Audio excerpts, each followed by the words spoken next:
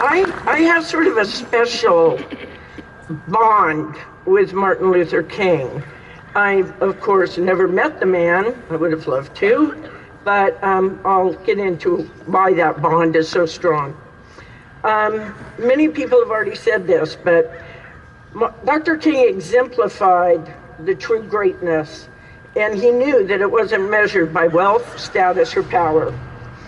Rather, it was measured by serving others with a loving heart and a selfless attitude, expecting nothing in return. King redefined greatness. It's not what one achieves for oneself, but what one gives for the common good.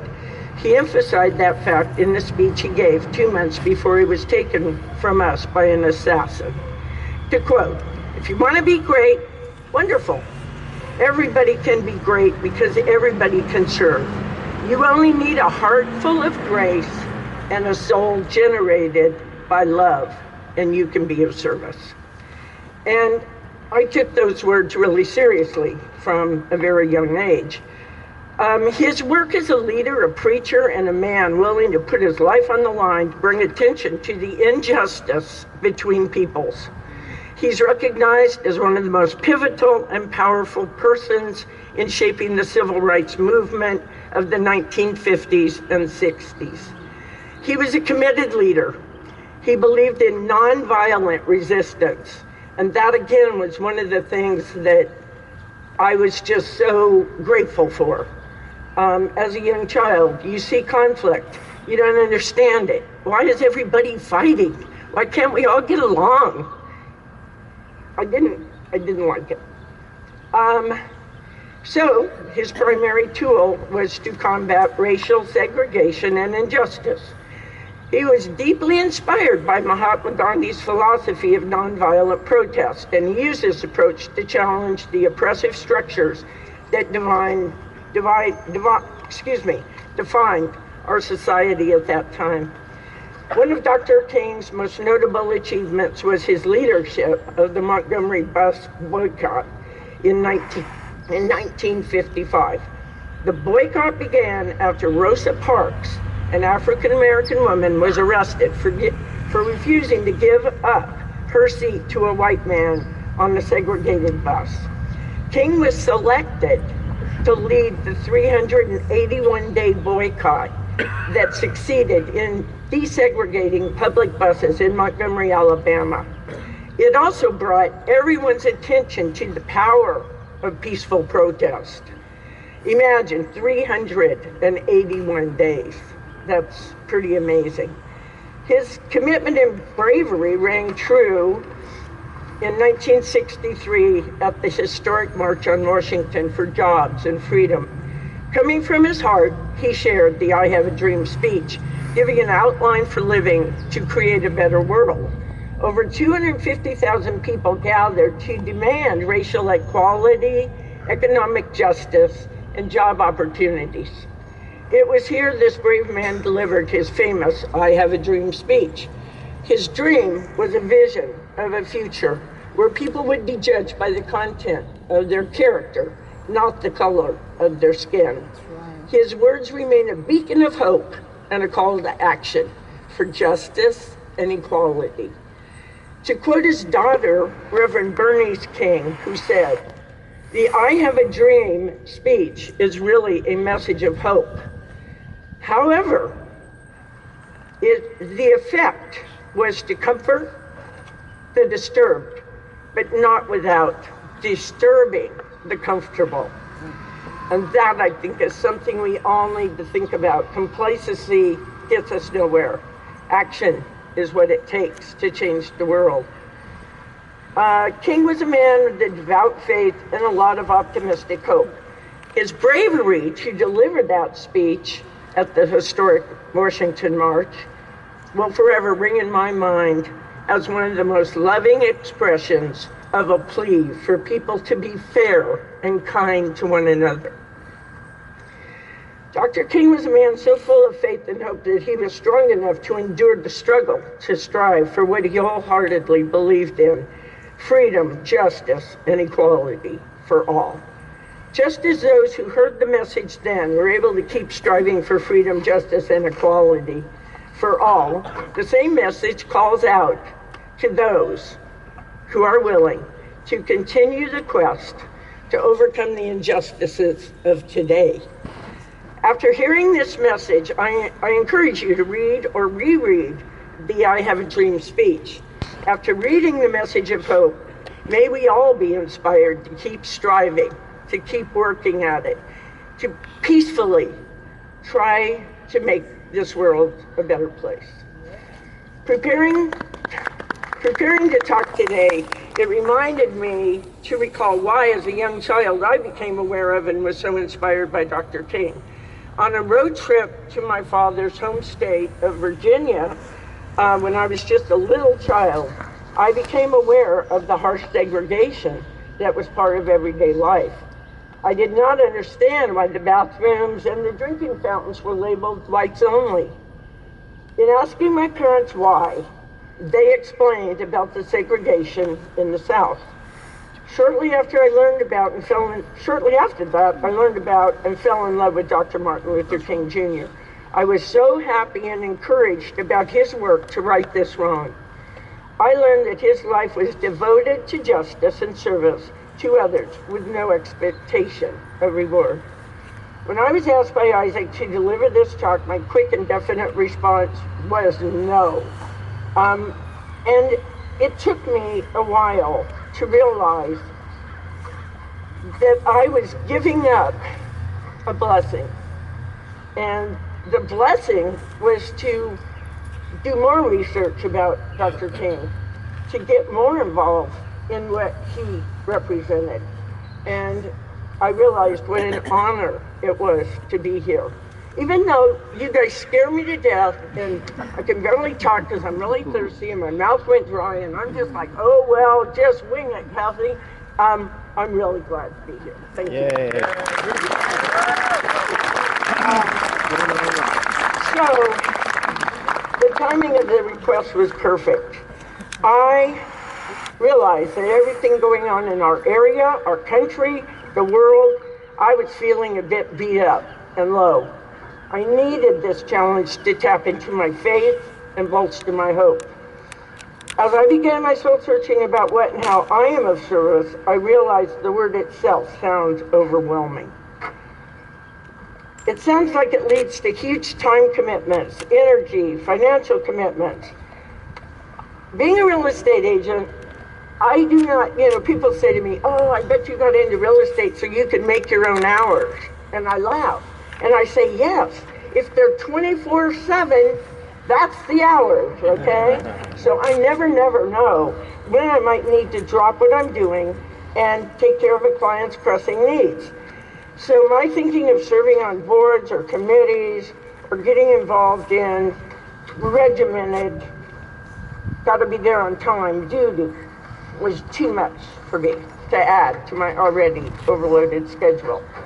Out of this busy life, I found my own way to serve without the stress. One way I do this is by something as simple as smiling at people without expecting them to smile back, or offering to get something off the top shelf at the grocery store because someone can't reach it.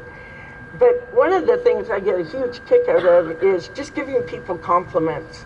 You see someone walking down the street and you think, God, they look really nice. That's a great outfit, or their hair looks nice, or their smile's great. And we think it, I'm speaking for me, but not say it. I think it and I walk on by. And why wouldn't I want to say, boy, you look nice today. It's, way to go. And the only thing I'm giving up by doing that as I walk past someone is my bad mood. That's what I'm giving up. Because when I give them a compliment and they smile at me and I smile back and they said, you've made my day, I think, you've made mine too, So we have that human to human touch. I think during COVID I got too far apart from people. And in my job, we were still working, but at least 6 feet apart. That's how we were working. And everybody seemed like they were the enemy. because you might have a bug. You might give it to me. So stay away. Don't get too close, and we'll work this out. But there weren't a lot of people smiling.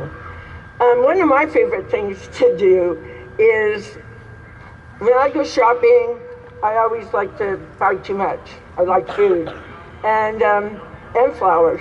So I like taking food and flowers to people, leaving it on their front porch, and I do it just because I know it makes them happy and it makes me feel good. But sometimes they can't get out to get that for themselves. So I like to do that. I like to do funny things that make people be surprised. And that is when I go to the parking lots downtown and go to pay my bill to drive out, I give the person in the kiosk a tip. And they look at me really weird, like, why are you doing that? And then they smile, and then they say thank you, and I drive away feeling better, and they think, that was cool. So, little things, that's what I look for. I don't need a response from people. I just don't. If they don't smile, if they don't say hello, if they don't say thank you, it doesn't matter. It comes naturally for me to want to do that. Being kind this is how I feel about it. Being kind feels good, and feeling good and being kind makes other people feel good, and they pass it on. The ripple effect of basic human kindness is powerful. Occasionally I find it can be easier to be of service as a group. So recently my office had a drive to collect things for our troops. And to the president of our company, she's a really passionate woman who cares. She's very oriented towards helping. And she leads our company from the top with that big open heart and that great nature. So we get this box in our office, and it is for us to go out and buy certain things for the troops. And they've requested what they want. And their request was socks. They wanted merino wool blends, so they must be good ones. And they wanted toothbrushes, dental floss, and Slim Jims. Those were the 4 items on their list. So I thought it was kind of weird. Doesn't our government give our troops toothbrushes, you know? But anyway, I went out and I bought those things. And the box was like this tall, and it was big, and it was empty. And it's getting close to the pickup date. And it's still just got my 4 things in the bottom of the box. They look really lonely. And so at our office meeting, I appealed to our agents in the office to get it filled up. And I talked about how important this was, and that for $60.15, I was able to purchase all of those items. And I said, I know how busy you all are. I know that. You don't have time today to run to the store and buy this variety of weird things our troops need. So I said, if you'll just leave me a text with a pledge of how much you would like to donate, I will go out with my friend Jim and we will buy all of those items and we'll fill up that box because they're coming tomorrow to get it, and we're going to look pretty bad if that's all we have in it. Nothing except 4 little items. So within a few hours, maybe 3-4 hours, I had $800 pledged to go. So Jim and I went out to Costco. I know it's Costco, but you know we were in a hurry to shop, and we took 2 baskets and we were on a mission. And we bought so many socks. It was so fun. You could get a bag and you could just throw it at the basket to see how good you could get it in. And then we got the toothbrushes. We got the dental floss. And Costco doesn't have Slim Jims, but they have chomps. And they're these giant little beef sticks. So we threw in a bunch of those. And I found it interesting that while I was filling up the baskets, I was just throwing men's socks in the basket. And then I thought, hello, you're a woman. There's women out there. They're out there working for us, protecting us.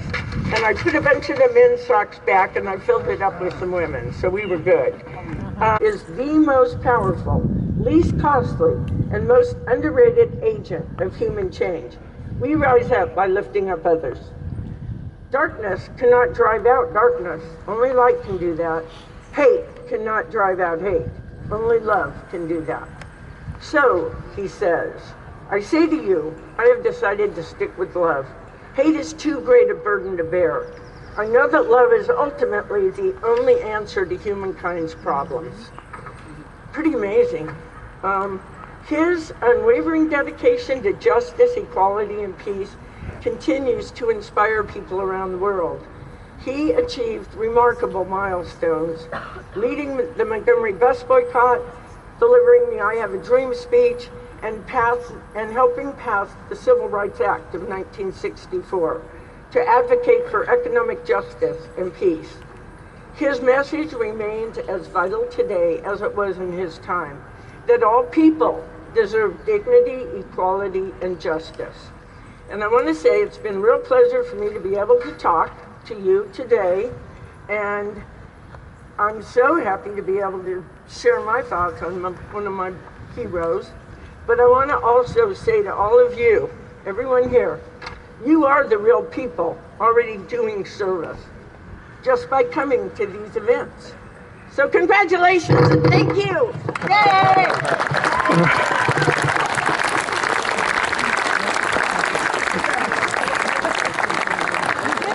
What an inspiring message. Thank you, Kathy Hughes.